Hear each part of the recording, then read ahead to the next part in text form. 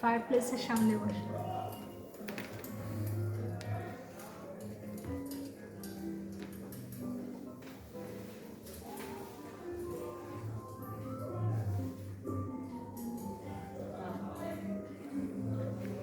হাত গরম হয় চন্দ্রাপি?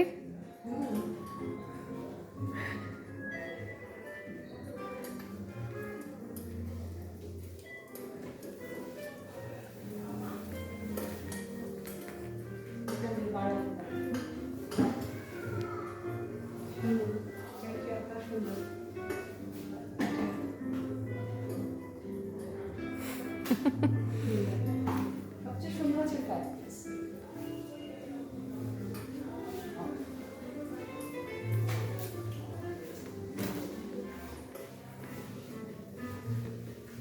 জানালাগুলো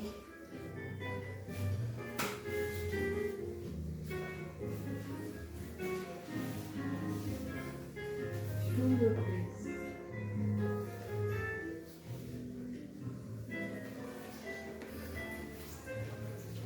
যেমন হচ্ছে এই গাড়িটা, আর এটা ইতালি ফ্ল্যাগ, সবুজ এবং রেড। এটা অনেক পুরনো গাড়ি, এই গাড়ি এখন চলে নেই, বাদাম হয়েছে। এটা হচ্ছে ভ্যানিস। ভ্যানিসের যে নদী, যেখানে ইতালিতে গেলে অবশ্যই ভ্যানিসে সবাই ঘুরতে যায়। যদিও এখন নতুন আইন হয়েছে, এই ভ্যানিস আগে কোনো টাকা দিয়ে, মানে কোনো ইউরো দিয়ে দিতে হতো না, নিয়ে যাওয়া যেত। এখন 10 ইউরো দিতেই হবে যদি ভ্যানিসে গিয়ে এই নদীটাতে ঘুরতে যাওয়া হয়। এটা নতুন করেছে, জুন মাস থেকে কার্যকরী হয়েছে 2024-এ। আর এটা হচ্ছে গ্রেস, গ্রেসের বাংলা ভাষা।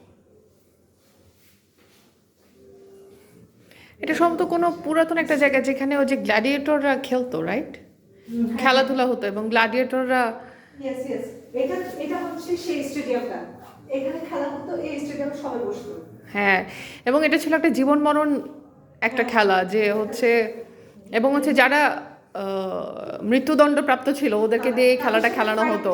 এবং যে হাঁটতে পারে সে যেতে যেতে মৃত্যুদণ্ড থেকে মানে উঠে যেত, মানে আরেকজনের মার যেত। আর সবচেয়ে বড় কথা হচ্ছে রাসেল ক্রো অভিনয় করেছে, যেটা গ্রেডিটর বড় পর্দায় মানে হলিউডের সিনেমা হয়েছে, রাসেল ক্রো।